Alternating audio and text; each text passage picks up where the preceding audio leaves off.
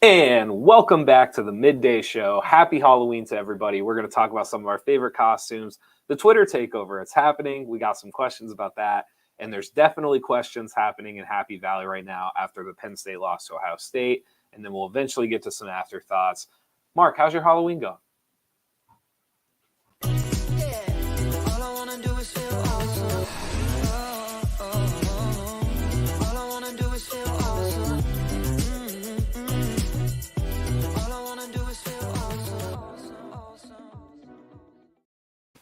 And welcome to the Midday Show. Mark, how are you feeling today? This is going to be good. I thought you were a character at first, but now that I'm looking at it, I don't think it is. You know who I thought you were? I thought you were Knight Rider when you first put it on. Who? Knight Rider? You don't know Knight Rider? David Hasselhoff? Wait, David Hasselhoff was the Knight Rider? In the 80s. Okay. There was he drove a car that talked. It was called Kit. Okay. And that was before Baywatch. David Hasselhoff was Knight Rider. Because I'm thinking, you know what? I'm thinking of Ghost Rider. You look like Ghost Rider, the Nicolas Cage movie. I am aware of who Ghost. I've never seen the movie. Okay. You could, if you had some flames going off the back of your head, you could have. The hat really makes it. That's what does it. I agree. I think I look good. I think I might wear this. They asked me if I wore it like on the street, and I didn't. And I wanted to wear it into a store, but I was afraid they would call police because but they're like, no, today you can get away with it. But I don't know. I think it's tough. Have you seen the thing going around of people dressing up like the Joker and going to places? Okay. And they're like full character. Right. So they're not just dressing up like the Joker, like they're really being the Joker. So it's a questionable time. It's hard to do some of that stuff. It is, yes. I don't yes, it is questionable. Am I rolling with this? Is this how we're doing this? Well, I don't know. It's until I get really uncomfortable. It hasn't gotten too hot yet though, so I don't know. I think I'm all right. You're all right with it. Happy Halloween to everybody out there. Did you dress up when you would take your kids trick-or-treating? No, hell no. No, you would just go as it is. You would never theme it up or you would do any of that. No, I did not. Okay. Well, I will tell you this. I've got my picture here. Yeah. Hold that thought. Yeah, you have your card, right? So this was originally a Halloween idea. Yeah, I remember this. This was we did a Christmas card. Whoops, am I turning it the wrong way? There we go. There we go. Yeah. So I wanted to have me and my 3 kids dress up as Kiss. Okay. For Halloween. And but then I was like, one of the problems with Halloween, there are several. Because it's so late in the year, it gets dark so early. Right. That you can't really see the kids' costumes when they're walking around town. You know, like when they come up to, but it's not like in E.T. Do you remember in E.T. Yes.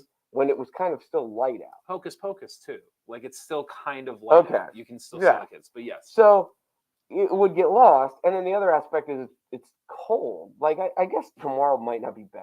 Right. But it's so late in the year for at least people in the north that it's not like you wear these little girls wear these princess costumes and then they have a winter coat over it. Sure. And no princess walked around wearing a winter coat. So you went with the Christmas card. So I was like, well, how can we do it but get more bang for it? So we did it with the Christmas card. So, that was kind of fun. No, that was really, really good. I'm doing the themed dress up tonight. So there is a trick-or-treating up north. My nieces are going as, do you know about like the little Marvel characters? So there's like Spider-Man, but then they do these series. So there's Spidey. And Spidey is like Spider-Man when he was like a kid.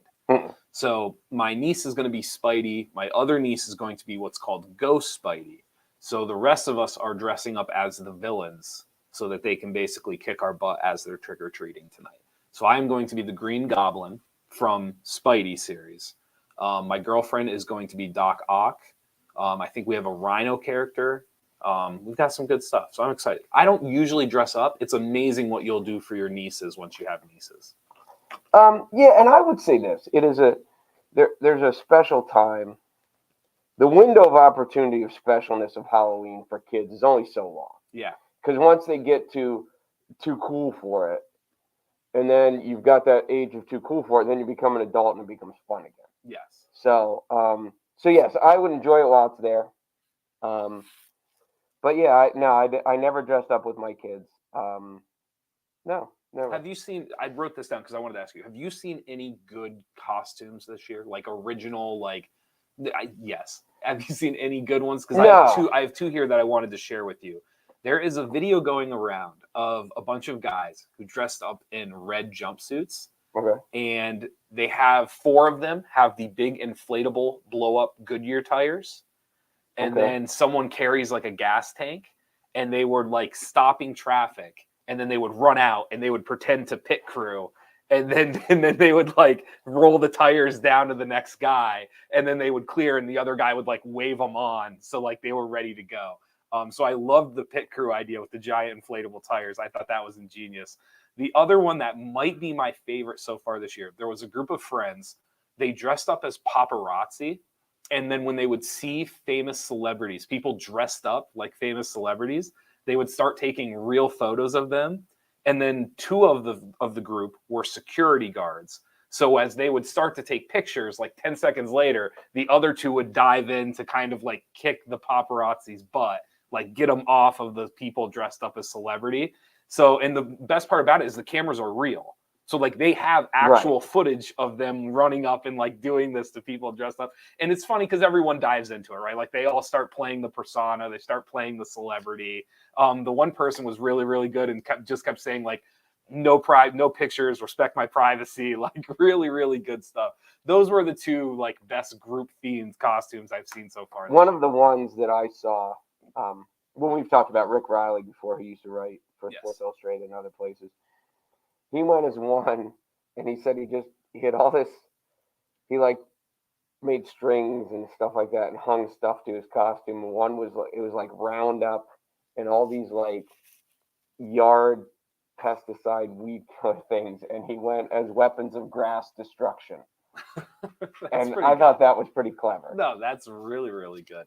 There was one of my family members went as a prisoner. So he had like the orange jumpsuit and they had like the inmate thing. And so every picture he took with his girlfriend, I kept saying that his costume was a prisoner of love. So, which the girlfriend did not find that very funny. I found it hilarious. So, all right. So there you go. I hope everyone stays safe. Any tips for anybody that's trick or Yeah, treating? I would say that I actually told this to some of my players the other day because, you know, you get these high school kids who are just getting their driver's license. You know, they're 16, 17 years old. It is the most dangerous night to drive. Just if you're driving through a residential, everyone's in black. You know, not everyone, but, you know, it seems like 50% of the costumes are in black. People have stupid masks on like that, and they can't really see. And the little kids are excited. There are way more people that get hit by cars on Halloween than any other night, which, you know, makes perfect sense because there's more people out after dark on Halloween than it. But it is, as a 50-year-old adult, when I am driving, I'm almost nervous driving through a residential area. So just be incredibly careful. Remind your teenagers that are out and about, because kind of once you're old enough, you know, you're a high school, you're a junior, a senior, you don't have to sit at home. You're not sitting at home. So you're going out and about, but just to remind them to be incredibly careful behind the wheel, because it is the most dangerous night of the year by far. No, I couldn't agree more. Good words, good thoughts. Real quick, thank you again, Weis Markets, the title sponsor of the almost Emmy-nominated Midday Show. You can also do Weis on the go. We've talked a lot about their rewards programs, but now you can do Weis to go online. No tricks, just treats. They'll order your groceries. They'll pick them up, bag them for you. All you have to do is show up, pick them up, head out. None of the fuss and bustle of walking through the store, even though that's your favorite part, is walking through the Weis. Because what's the last thing you bought at Weis? Haven't asked you in a while. See, I still have a 6-pack of Cherry Coke for you in my garage. It's been there now for 2 weeks. It's not a bad place for it. And not a bad place for it. It's been 2 weeks. I wonder, it would be interesting to ask them, how much candy do they sell? Ooh, it's a good. No, it's. And I don't even know how you'd measure it. By the pound, by the truckload, by. Yeah. Guest of the show, Christian Diggs, who's been on the show before, says, is it Weis or Weis? It's actually Weis. Is it Weis? What do you find yourself? I used to say Weis all the time. Okay. Because it looks like of a Germanish. Yeah. But I think it is wise. I just saw Christian at Wild Wings the other day. Did you? Yeah, I went over to him and he big leagued me and said, "Who are you?" Yeah, Heather agrees. No, with that's you. not true. Heather says I it's waved. Weis Markets, pronounced wise. Yeah, no, I did not. I saw him. We waved across the way. Interesting. Twitter takeover. I didn't get to talk to you about this, but I think you'll enjoy some of these conversations. You know, Elon Musk bought Twitter. Yeah, and I know some celebs are leaving. Yes, people are leaving, packing up. They say they're going to Canada. And They I was said going this to is the ask end, you. beginning of This the is end. the $64,000 question. Yes. Why are they mad? So I think there is a concept. I think there's a belief that Elon Musk is not going to, his fight for the town hall, his fight for the freedom of speech is going to open up the doors for hate speech. I think people are worried that his fight for one is going to be the demise of the other, right? Okay. Twitter, I think Twitter, which this is what's weird about Twitter. It's probably my least favorite of all the apps. However, when I want to know something, like when I just want like the quick, like, what is this? What's the score? What's happening? I find myself going to Twitter because I can get it, find it, 60 seconds, I'm done. I think people on Twitter who really use, like the ones who are actually tweeting, the ones who are really using it, they feel like they've put a ton of time and effort into trying to make Twitter a place of where you can't speak hate, where like you have to come on here. And so I think it's a fine battle. I think the idea, though, that Musk coming on and wanting to make it, he wants it to be a town hall. He wants it to be a place of all thoughts, all walks of lives. And he's said that before. He goes, I want people to be able to come on here and state their opinions, state their piece. So I think people are afraid of that. And like, to be honest, do I blame them? No. I mean, I don't agree with them, but I understand their sentiment. I get why they're nervous about it. Yes. I don't know. Like times change and things change, and we're either heading to civil war or it is or things will come back to the middle. But the angst. One of the things do we have on here, as you're talking about the political climate and things, the Pelosi situation with her husband. I think this is we'll see what the long-term significance of it is, because no matter what side of the aisle you're on, the politicians are like, my family is now in danger. Sure.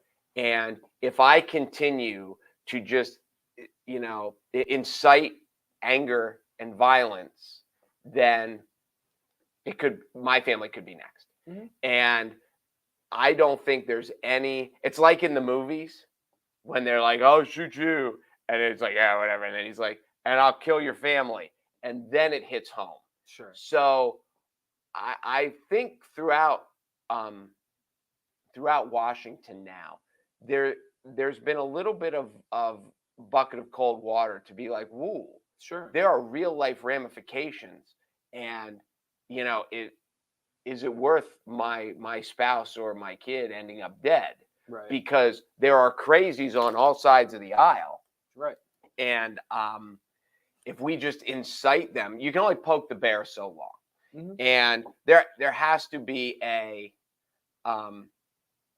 you have to be really, really in denial to think that the tenor of society has not been stoked by the political leaders. Yeah. So that will be interesting. The interesting thing about Pelosi, because I do want to come back to some of these, but the interesting to me about the Pelosi one is that was really about money.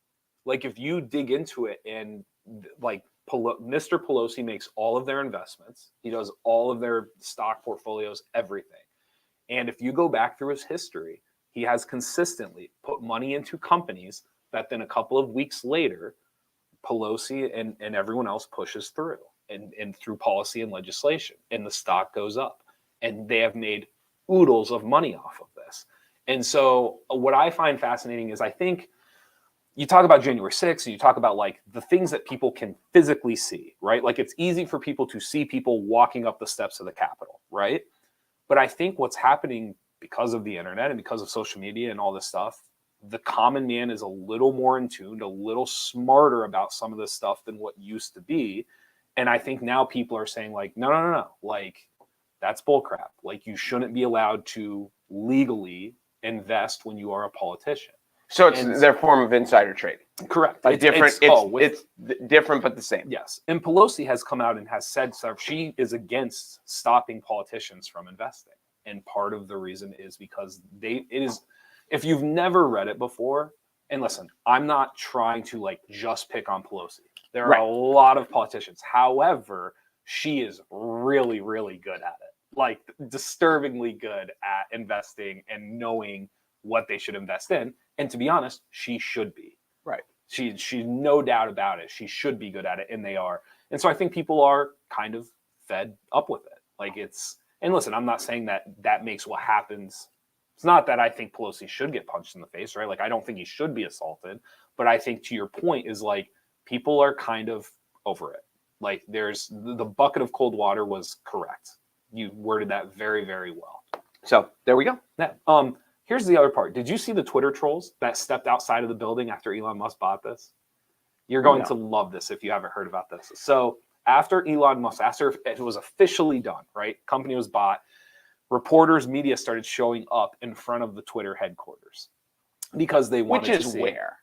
You know, it's a good question. I don't know. Okay. I don't know exactly where the headquarters are. I can probably look it up for you. I mean, my immediate thought is Silicon Valley, but it makes you would think, but I don't want to say that without knowing. So media starts showing up. There's reporters outside the building because there's this idea, there's this panic that he's just going to go in there and he's going to. Did you ever watch? You didn't watch Entourage, no. But there's a scene in Entourage where Ari Gold buys out the company and he goes in with a Nerf gun and just starts shooting everybody that he basically. If you get hit with the Nerf gun, you're fired. Like pack your stuff up, you're gone. And I think there was this sentiment within some of the media that Elon Musk was just going to walk in there and just tell people like, see ya, like it's over. And so 2 people went down with cardboard boxes and they had a bunch of stuff in it and they pretended to be employees that were fired from Twitter. They were basically trolling the media, kind of like, this is how outrageous you guys are. And the media rolled with it. There were several outlets who were reporting like, this is so-and-so, and he was the head of this, and he was let go, and they took quotes and statements, and it was really, really bad. And the irony is, guess where a lot of the reporting was done? On Twitter. On Twitter. So the 2 Twitter trolls are like heroes in my eyes. Just very, very, very well done. And it also shows too, like sometimes the rush of reporting to be first really, really, it's not good for society. It's not good for people who are reporters. The balance between wanting to be first versus being right, these reporters failed. They absolutely failed. We have found out that the internet, not the internet and now social media, is the greatest thing ever for information, and it's the worst thing ever for information. Yes. Because there is no easier way to perpetuate just untruths, lies, distortions, and as a society, we are way too gullible to believe what we read. If it's presented in a way that we're trained to be, that it's professional and vetted, sure, that we believe it. And we've also found that we're not advanced. Many of us are not advanced enough as creatures that if we really want to believe it, we'll believe it. We'll just believe it because we want to believe it. And yes, and we don't look into the fact of, maybe my side's wrong here. Yeah. Because we don't. It's too damning to our own persona. You and I have talked before where we will have a topic and we will sit on it kind of 2 or 3 days because we feel like we haven't wrapped our head around it yet. And the irony is that it's almost opposite of what this game is all about. Right? Yes. Like the idea is like, get it up, be first, like da-da-da. And you and I, sometimes we've been like, I don't really understand this yet, or I'm not really comfortable, and we'll wait a day or two. I think of the Leah Thomas thing. We sat on it for like 3 or 4 days because it was kind of like, let's digest this. Let's make sure we know how we feel and what we want to say. And so just people being able to post that stuff. And the best part is they used fake names. And so they were like I'm trying to think of the word. They were like the joke names where when you put them together, they sound like something raunchy. They used like fake raunchy names and they rolled with it. Give me an example. I can't think. I'm trying to think. Isn't it anything Mo? Right? Like when the first name's Mo. No. I wondered if you would take the bait. I got a few, but like bend over. Okay, bend over. Like bend over. Yes. They had to get rid of bend over. I don't know if you saw this. They are now fact checking politicians. And then they are also doing reader corrections. Have you seen this at all yet? On Twitter? On Twitter. Mm-hmm. So one of the first things that happened that people noticed, President Biden tweeted something, and it wasn't even that he was necessarily factually wrong per se, but the context that he used. President Biden tweeted, "Let me give you the facts. In 2020, 55 corporations made $40 billion and they paid zero in federal taxes. My Inflation Reduction Act puts an end to this." And directly under that tweet, readers added context they thought people might want to know. The Inflation Reduction Act imposed a minimum tax on corporations with an average pre-tax earnings greater than $1 billion. Out of the 55 corporations the tweet references, only 14 had earnings greater than the billion and would be eligible under Biden's tax law. And then it has 4 different links to essentially back up from. One was from Reuters, one was from the Washington Post, like essentially. So it's a little like a Wikipedia style where like if you see something and you want to try to give your part, or you think there's a fact they forgot or something, you can add it. And one of the first instances that this came up was one of the first tweets Biden had posted since Elon Musk had took over the company. So a lot of different ways to go there. One, the irony that it happened to Biden after everything that just happened with Trump. I think there's a whole conversation there that's fascinating. I think the idea of like a wiki style approach to some of this stuff, where if multiple people are responding to it and dropping in sources, and then it kind of culminates it into saying like, okay, this is a valid source that several people have shared to basically contest or deny what has been said. I love this concept for politicians. I just think you don't think it's so. going to get into a screaming match, and it's not going to matter. You I mean, don't they've had fact checkers. They've had, how many times Trump's been fact checked and been wrong, and it hasn't affected anything. Nobody cares. But here's what's funny is I don't dive into the comments. So for example, like I think what you're describing 100% happens in the comments. It's just a screaming match, right? It's just you're wrong, I'm right, here's the proof, here's my proof. I totally agree with that. What's interesting about this is it seems as if it's taking a culmination of what people are saying about it. And then it's dropping in those sources that will back it up to contest it. And it's right there on the tweet. So you're not digging through this cesspool of comments where they're just like screaming at each other. I mean, listen, I think one of the great advancements in society would be, I've always said like a shock collar. Like when a politician lies during a debate or when he's making a speech and they're like, nope, he's lying. That would be one of the great things for the world. But the sadness that I've seen is a step beyond that. Is his people aren't going to believe it. The Democrats, you could shock Biden all you wanted and they wouldn't care. And the Republicans, you could shock Trump all you want and they wouldn't, and be like, oh, Trump just lied. And then they have been trained to believe that it's the other people that are lying and it's not. So the people that need to absorb it have already made their decision. Interesting. I hadn't thought about we're so concerned about fact checking, but we never stop to ask ourselves, even if we do fact check, do people care? And they don't. And I saw one thing after, and I read polls about how now they think, some polls think that Oz is actually leading now in a little bit after the debate. And I saw one of the things, and I think this was a national guy talking about multiple, and they were like, does the Herschel Walker debacle affect us? And the guy's like, nowadays people are just voting for jersey color. They don't care. They don't care what happens in a debate. They don't care who paid for what abortion. They don't care. They're just voting for jersey color. So this is, you and I will get a laugh out of this, and anyone who follows the show will too. Your fact checking is my recycling. Like it's morally correct. Like it makes you feel good if you do it, but what you're implying is it's almost worthless. It doesn't do what people are hoping that it's going to do. So But recycling's better. No, exactly. But that's what it is. You're No, I get it. Me against recycling is you against. I mean, don't you fact-checking in think a way. that no matter what side, take, and I don't even know if Biden's really, he's the president, but it's like Bernie Sanders. Mhm. You put Bernie Sanders on one side because I think he's seen as one of the extremes. Sure. And you put Trump on the other side because they're extremes. Yeah.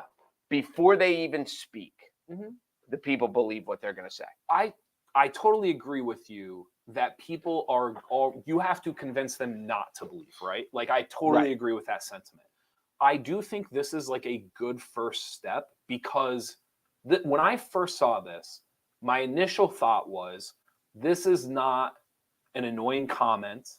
This is not somebody who thinks they're better than me.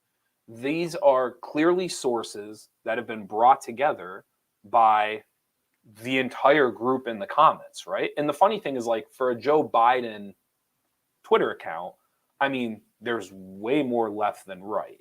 There just has to be. I'm not saying there aren't people on the right looking for his tweets.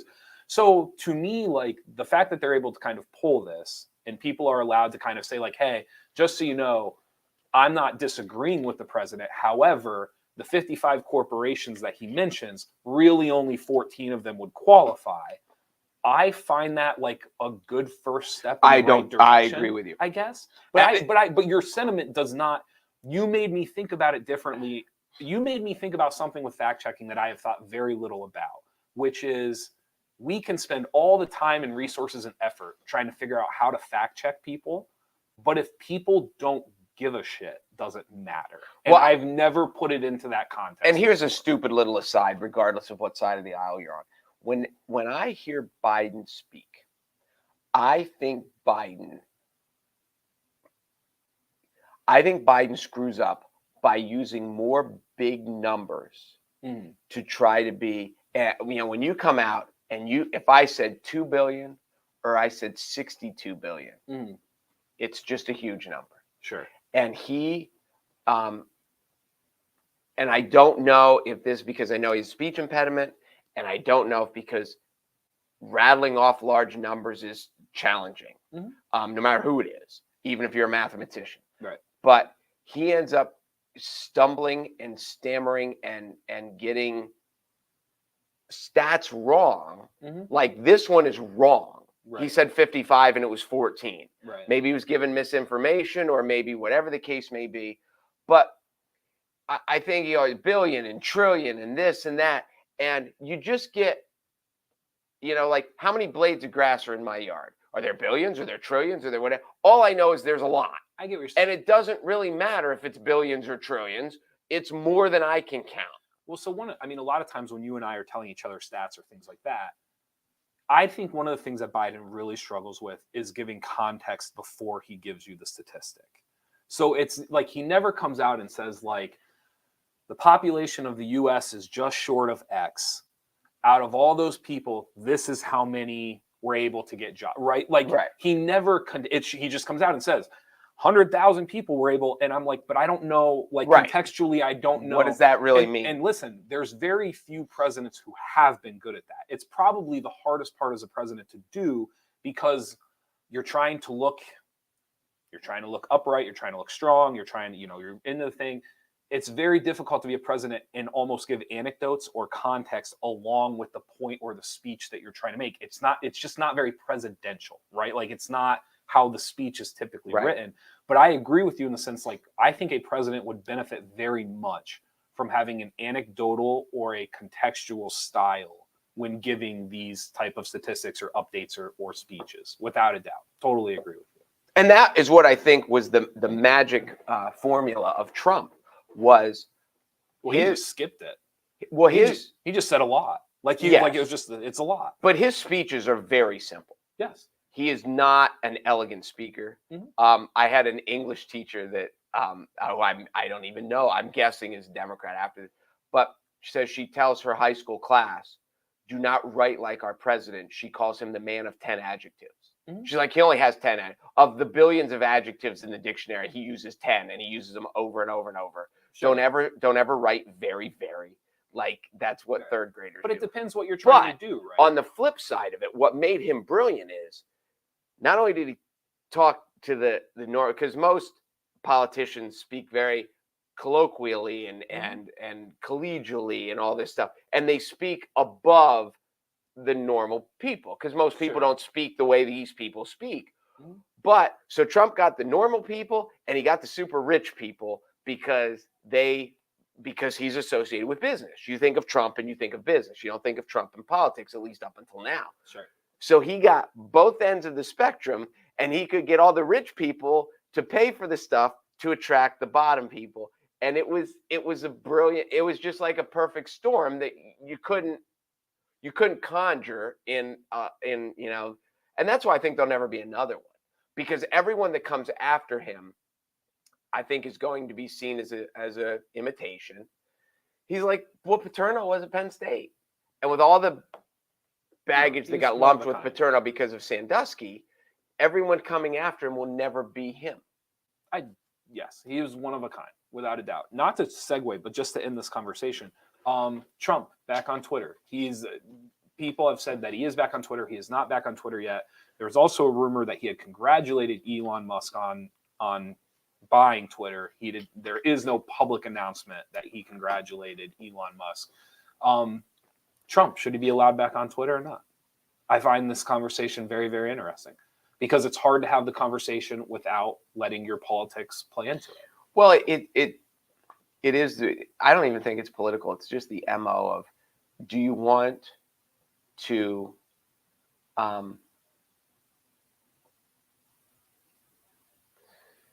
there is the aspect of people should just get to say whatever they want, because that's what America was founded on. Mm-hmm. But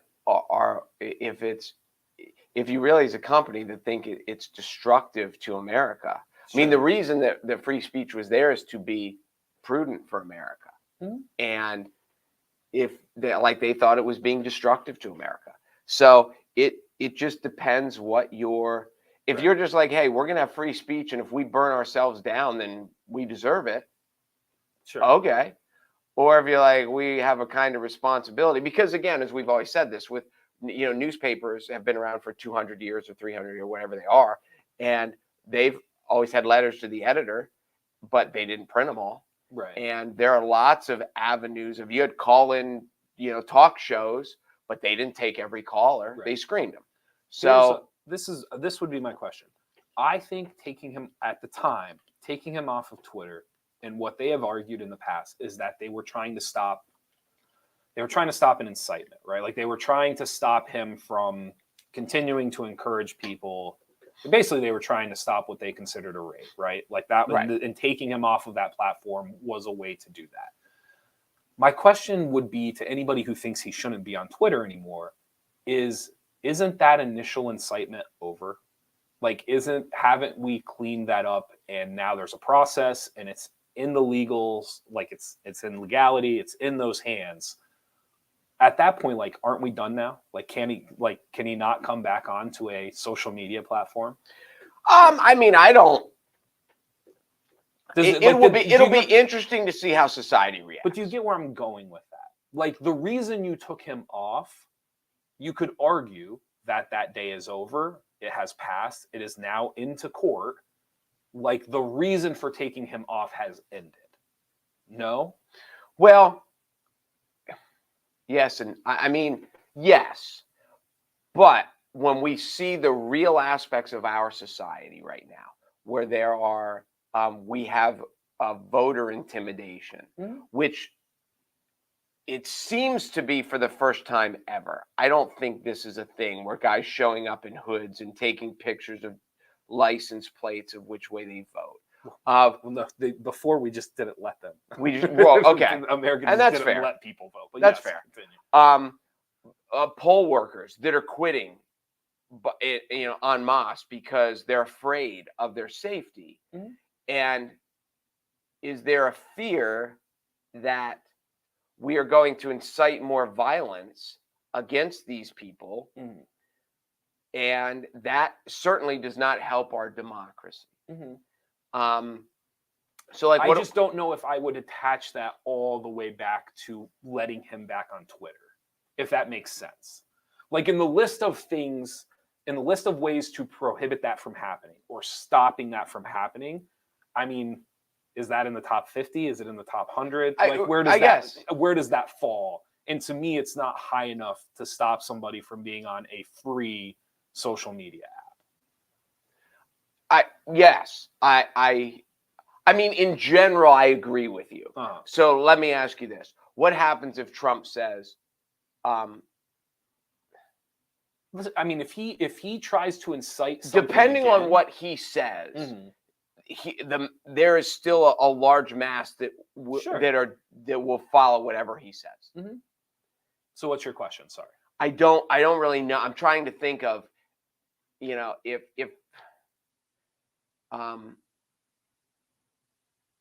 I think that he still has the power if he wanted to. If he wanted to incite something, he probably could. Yes. But I think it comes back to, I think one of the biggest differences between what you believe happened on January 6th. And I have said before, I think what happened on January 6th was awful. Since I wrote that letter to the editor the following day about my first time ever out of the country and how America is home to me and how I was really upset about January 6th. With that being said, though, Trump getting tossed off of Twitter, or how much you think Trump had to do with it, I think that there is a sentiment that there's a sentiment that like he was put over there and now there's no, like, he's forever over there. And if the reason you took him off was for that instance, because think about everything he said ludicrous things before. I mean, he was the greatest thing to happen to Twitter for years. He just threw stuff at the Twitter feed and just whatever happened. And it was very clearly that day was the reason he went off. And again, I can't express it enough. That day is over. It's now like something's due process is happening. Well, I don't know what's going to happen. People paid way more than me are going to decide what happens to him. I just think the fact that like somebody being held off of a free social media app for something that is no longer being incited, to me, keeping him off now is clearly just like playing a side, right? Like we don't want anything he says on here because it probably doesn't go with what I agree with. No, I get it. And so, because now it's served its purpose. Like the day's over, it's done, it happened. Like Joe Biden is the president. Like to keep him off the app doesn't make a ton of sense to me. And here's the other thing too. You've already taken him off once. If he does something absurd, take him off again. Like it's not like we're acting as if like onboarding him and offboarding him is this horrific process. And like it's the push of a button. No, to take him off if he does something again. Life is just so fluid that it will be interesting to see what his Twitter influence is now as not being president. I wonder how many Republicans who were either backing DeSantis or whatever the case may be, how many Republicans are like, we did not want him back on. Yeah. So, yeah, I'm sure there's people from it is the whole thing is interesting. That's why I brought it up today. Whether it's that's good, bad, destructive, there's a lot of it is a fascinating time to be alive. Yes, it is. 100%. Let's go to, I wanted to talk to you about Happy Valley. Did you get to watch the game Saturday? Some. You got to watch a little bit of some. Penn State was, to say they were in control, because I think that's how some Penn State fans feel right now. Like some Penn State fans act as if they lost this game, Ohio State didn't win it. I don't know if I would go that far. I think Penn State certainly did some things to shoot themselves in the foot a little bit. If you are Happy Valley, I've said this before, I think James Franklin gets a bad rap. I think going 10-2 in the Big Ten and your only losses are to Michigan and Ohio State makes you one of the best 10 teams in the country, one of the best 15 teams in the country. Like when the playoff expands, you're probably in if you go 10-2 and your only losses are to Ohio State. I was ready for my Facebook post when they were winning in the fourth quarter to say, where are the haters now? Yeah. And then things changed. Well, so now my post never arrived. So here's my thing though, and here's where I will shift. I think what Sean Clifford gave them the stability of getting through COVID, having a 6-year quarterback. Like, I don't disagree with Franklin when he says there's a lot of teams in the country that wish they had Sean Clifford. I agree with that.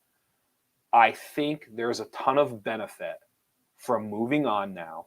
Indiana's not very good. I think they give up the most points in the Big Ten. I think I saw a stat that they get. It's either yardage or points. But then Indiana's the only team that beat Illinois. I get it. I think there's an incredible benefit to being able to. You're talking reps for the next guy.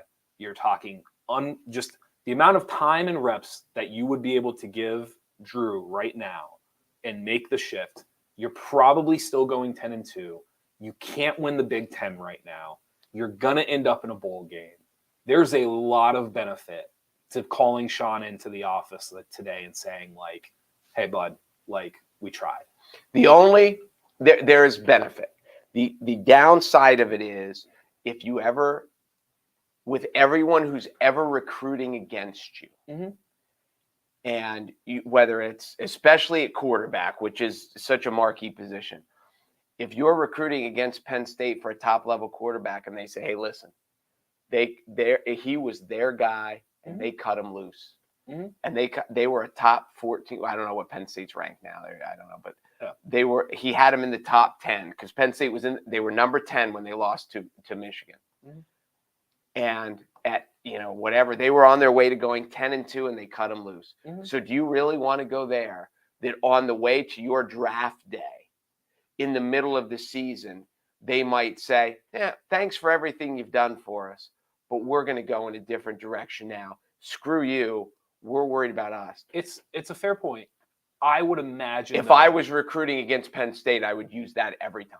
Totally. Like, if you're Sean Clifford, though, do you think you've played up to par? Like, first of all, you clearly love Penn State if you're Sean Clifford. Right. The idea that Sean Clifford wouldn't, the idea that a part of him, the competitor side of him, no, forget that. I want to play. I find it hard to believe that a dude who has literally been on that campus for as long as we may never see another Sean Clifford. I know that sounds insane, I know. But there's a chance that there is never another person that gets to do what Sean There Clifford are professors who aren't on campus. Correct. The idea that Sean Clifford, a part of him, 10%, 20%, who knows what the number is, the idea that a part of him wouldn't understand for the longevity of the program, for the future of the program, being able to what he can be there. He's mentoring this guy. He's been through it. Like, I find it hard to believe that Sean Clifford, a part of him, wouldn't at least get it. I'm not saying he would accept it. No, I'm not saying he'd be happy. If you're like, if you're the coach, is this what you would do? But it's hard. There's a level of loyalty to your guys. And there's also a level of loyalty to your seniors that are like, we still want to play in a New Year's Day Bowl. And if you're, because the seniors that are there, the guys who've been through all of it and this is it, they're like, I get next year, but like, I've put in all this work. You've convinced me to put in all this work for this. Right. And now you're going to say the rest of this doesn't matter? But I think, well, see, that's where the tricky part is because I think most people think that this kid is good. That is. Well, they do. There's no doubt about it. Everything that his teammates, his coaching staff, scouts, everything that everybody has said about this kid is that he is good. Like that, this is not. So it's not like it's not like what happened last year against. It's not like you're just throwing somebody in for the sake of throwing somebody in. So the idea of throwing the season away, I would argue if you asked you gave truth serum to those players and the staff and everything, and you said, if you made the switch right now, I bet you most would say we're going to be 10-2 and playing a bowl. And so if you're going to be 10-2 and playing a bowl, are you really throwing the season away by putting this kid in? No, I mean, I get it. It's certainly a challenging situation. And I know, as we've talked about here multiple times about Franklin, he has been there long enough that he has established who he is. Yes. He's had his recruiting classes. He's had multiple recruiting classes. He's had coaches come and go. Right. He has established who he is. He is not the guy to get Penn State to be an elite, an Ohio State, a Clemson, an Alabama, a Georgia. He's not going to do it. Mm-hmm. He is the guy who is going to have Penn State consistently in that next tier with the LSUs, the Oklahomas, and all these other schools. Just so I understand, and when you're you talking look at real quick, were you talking about Franklin or you were talking about Clifford? Franklin, Okay, I'm so talking about I Franklin. just wanted to make Oh, sure. yes. Go ahead. And when you look at, as we're mad, all the Penn State fans are mad, and I get it. Everyone wants to be great. As a Cowboy fan, I'm not happy that the Eagles are the best team in the NFC because we're not. But when you look at what Wisconsin has fallen, where Michigan State has fallen this year, now they're getting in fights in tunnels, where you have Oklahoma just lost. Oklahoma State, by the way, I don't know if you saw this, they were number 9 in the country, just lost 48-0. Yeah. Oklahoma is a train wreck right now. LSU's finally got back into the top 25, and they have a huge game this week with Alabama. But there are lots of schools who wish they had the consistency of Penn State, that they're always there. But I think this is where it goes back to our point of I don't think Penn State has a problem. I think the system has a problem because to define success when 4 teams out of 300 make the playoffs, no one's successful. That means that less than 1% of your competitors are deemed successful. Right now, Franklin could be sitting there and saying, if we had Major League Baseball's formula, we could be the Phillies. Yes. Oh, it's not. And the NFL even expanded. The NFL just keeps expanding their playoffs. We've always made fun of hockey and the NBA because they have so many. But now the NFL has 7 on each side. Hockey and the NBA have 16 on each side. Or 16. The NFL has 14 now. The NBA has the play-in, by the way. 20 they teams, have 20. Yes, 20 they do. Out of and here's the funny part. It's never been better. It's never been more exciting. It's never been more competitive. It is really, really good basketball right now in the NBA. Real quick, this is the other part that Penn State fans, and I don't know how to contextualize this because everyone's going to say a loss is a loss, and that's fine, cool. That sounded so sincere. That's fine, cool. At halftime, you had that you had that teenage girl eye roll. Looked at that cool. At halftime, the Michigan-Penn State score was 16-14. At the end of the third quarter with Ohio State, the score was 16-14. I know, I think Michigan was better than Penn State. Clearly, once they kind of figured it out. Once they got the ball rolling down the hill, you couldn't stop it. But we're talking about 2 teams that are going. If the playoffs were today, Michigan and Ohio State are in. They're in. Right. And so, how many other teams in the country are down 16-14 in the second half at some point to Michigan and Ohio State, to 2 of the top 4 teams in the country? I get people want it to win. I think they want to win. I'll also say this. I think you look at Jim Harbaugh. I mean, the first 6-7 years he was almost out. Listen, it was not fun. Ryan Day, when you talk about people literally, the expression, they got born on third and thought they hit a triple. Right. That's Ryan Day. It is. No, I'm with you. And so I think if you use Harbaugh as the example and you see where Michigan is now, and you look at Franklin's kind of trajectory, and I've said to you, I take the COVID and I toss it out. That's a toughie. It's just, and Micah Parsons not playing, toss it. It does not exist. When you look at kind of the chipping away and what Harbaugh was able to do at Michigan, and now you look at Franklin, and it's you're kind of right there. If you go 10-2 this year, you almost beat Ohio State. You at halftime with Michigan, it was I don't know. Again, I'll say it to Penn State fans. Who else are you getting? Well, who are you getting? And this is the thing I would say. Think about where they were 8 years ago, right, and where they are today, and people are miserable, and I don't understand. Well, there's just this belief that Penn State's always, just because of Penn State and who they are and the tradition, that they're always going to be a top 10, top 15 program. And I tell you, look at Nebraska, look at Texas, look at USC. Right now, look at Wisconsin, look at Michigan State. It's not, look at all the Florida schools. Sure. Look at Miami, Florida, and Florida State. It is not that easy. No. And there are so many people who feel like what Penn State has gone through under Franklin is an abject failure because they haven't played for the national championship. They haven't. And it's not, yes, they have not won, but they are all, it'd be like saying Gonzaga. Well, Gonzaga made a national championship game, but same argument. Mm-hmm. They haven't won it all, so they have failed. And that is there are so many people out there who would love to be Penn State. Sure. They would love it. Well, I agree with you. So anyway. I agree with you. Shout out to Blaze Alexander. Fetch, We're sure to have what you want. Powered by Lyle. You can look up online. You can find Fetch. You can find all certain different types. Lowest price guaranteed.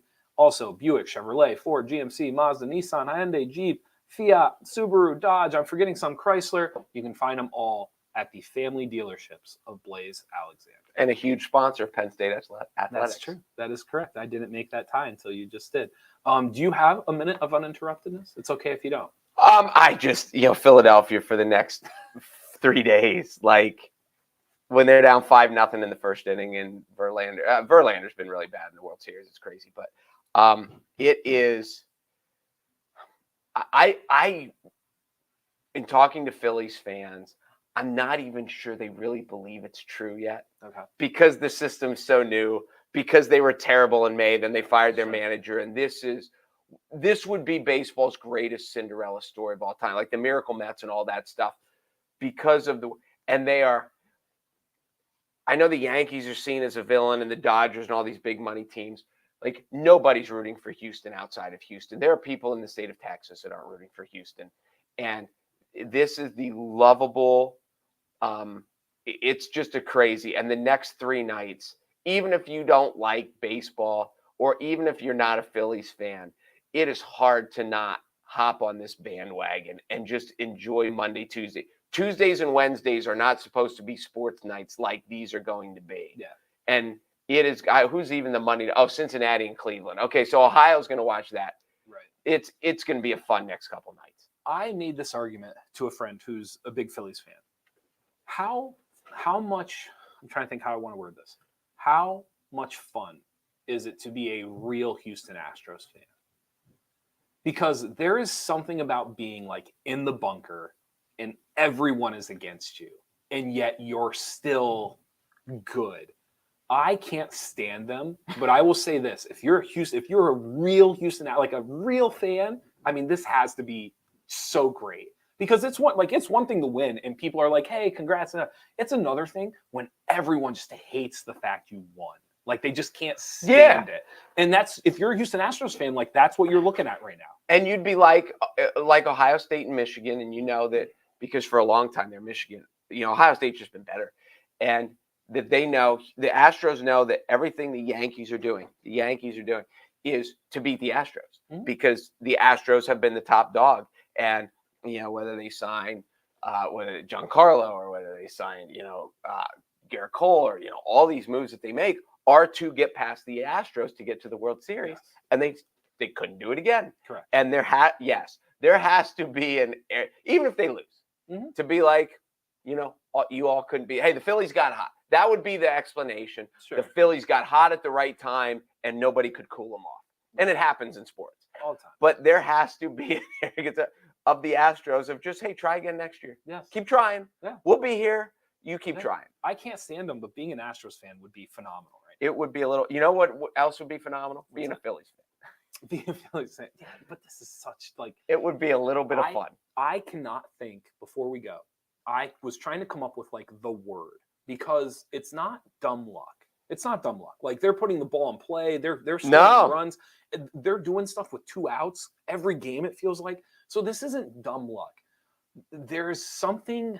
Can you think of the word? Like, there's something about what is happening with them that is just different than other people who make runs, because they're not supposed to be here at all. They just feel like destiny's darling. They shouldn't have existed. I know. Literally a year ago, I know. they don't exist. And then you show up and you're scoring 8 runs, and all of them are with 2 outs and no one on. And it's like, I don't know. I'm trying to find it. When I find it, I'm going to tell you, but I cannot think of it. It goes beyond luck.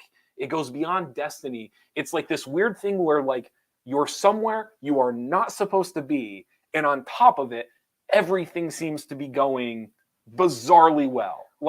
Things happen that make no sense. And now they get 3 at home. Yes. And unless they get swept at home, they're at least in game 6. Yeah.